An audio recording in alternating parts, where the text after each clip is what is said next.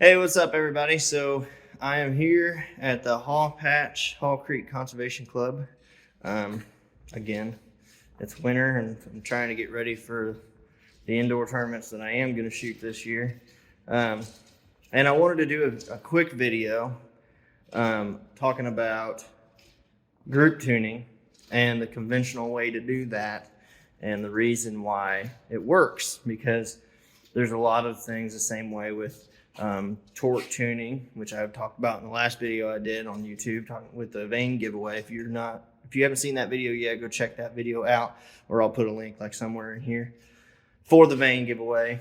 But I'm going to make this a raw video just like the last one. I'll try to make it quicker, but it's probably not going to be a very quick video. So not excessively long, hopefully, but I'll try to make it as quick as I can.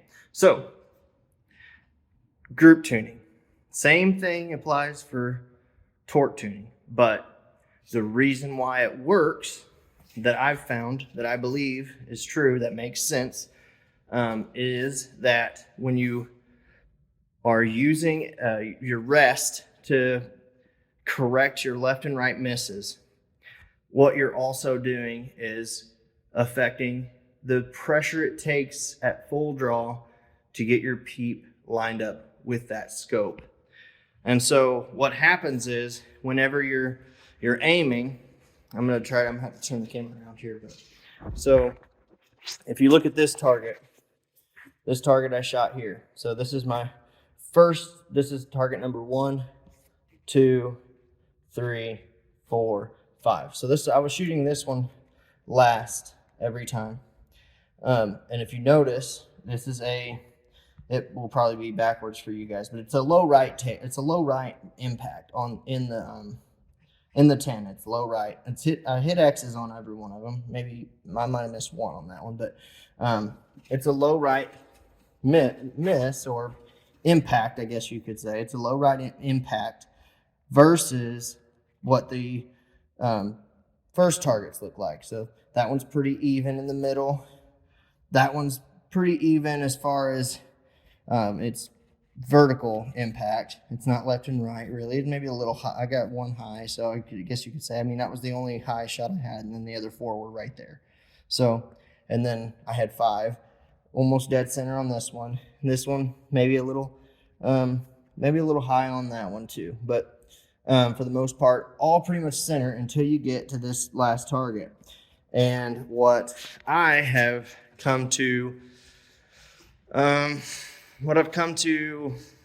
believe is that the reasoning for that, and I'm trying to figure out the best way to explain this. So the reasoning for that is because I had my scope too far out, away from the riser of my bow whenever I was shooting that round. And another way that you can tell if you're having to struggle in your shot is that when you shoot the second half of your round, if your second half isn't nearly as good as your first, which is also what happened to me, you know that there's something wrong in your setup to where it's not consistent across the board, and you're fatiguing. You're eventually fatiguing out. And so basically, what I want to get across in this is that the reason that group tuning works is because you're moving your rest a certain way. I think the rule of thumb is to move the rest towards the miss. The reason that works is because when you move your rest towards your miss, so say you're missing right? You're missing to the right side, and then you move your rest to the right.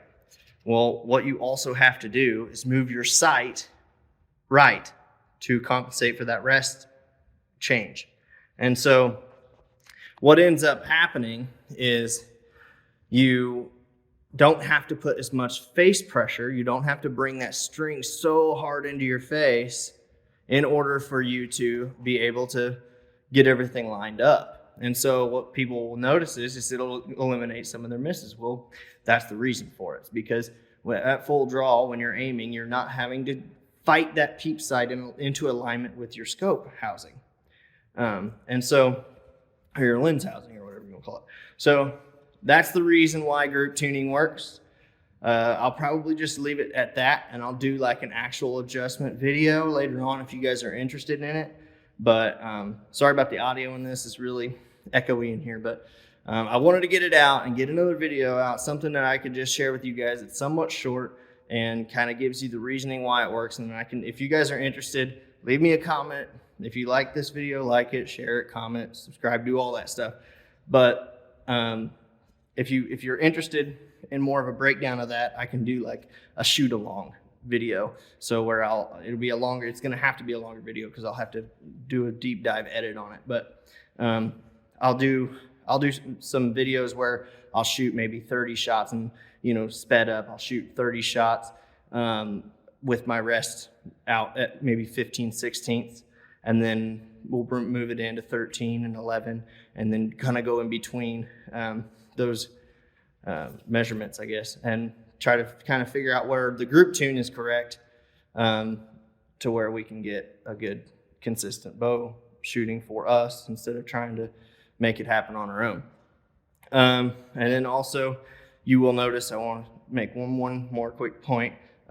You'll notice that whenever you do this, if you're shooting skinnier arrows, you're probably going to notice it a lot more. Right now I'm shooting PS27s, getting ready for indoor season, or my indoor season. And so you don't notice that as much when you're shooting big shafts through paper. So when you move your rest like left and right, it doesn't have as big of an impact or big of a change. You're not going to see as big of a change because the center of the string more easily stays in the center of a big arrow on the backside than it does a smaller arrow. So when you bring your point out of alignment on a bigger arrow, that string can still get down the center of that shaft, or stay at least along the shaft's plane, I guess, a lot easier than it can with a smaller diameter shaft. So when you get a smaller diameter shaft, you bring the point out very much at all, and you'll notice that the string wants to start kicking that arrow really hard. So you notice it more with the smaller stuff, but you don't notice it as much with the bigger stuff, but you still will notice a slight change. And if you paper tune, this is another thing that I kind of a little bit changed my stance on, is if you paper tune at, say, as close as you can where your stabilizer doesn't touch the paper. You do that there, and then you paper tune at 9 feet, and then you paper tune at 16 feet. I want to know if you get the same paper tear. So how about that's something you guys could do. If you have a paper tuner accessible, do that, and then comment and tell me if you guys got the same tear every time, because I definitely don't. It's always a different tear. Sometimes it goes the polar opposite. So if I go like at 6 feet and I paper tune, and then I go back at 16 feet, it's the exact opposite. It's because the arrow's not coming out straight, sure, but at the beginning it kicks this way, and then by the time it gets to 16 feet, it's kicked that way. And so what you notice is you don't really know where it's actually. Theoretically, it should be right out of the bow. It should be a perfect bullet hole at like the distance your stabilizer is. That makes sense, right? So that's what I kind of think. So I kind of stopped giving so much authority to a paper tune. I still want to have it somewhat close. I don't let it get like excessively out of hand, but it's got to be. I don't give it as much. I don't give it as much, credit as I used to. But anyways, that's it. That's all I want to say. Thank you guys. I hope that you guys are having good days. Hopefully that was interesting. If it was, please do like, share, comment, subscribe, do all that stuff. But that's it for me for now. I'll see you guys in the next video. Later, y'all.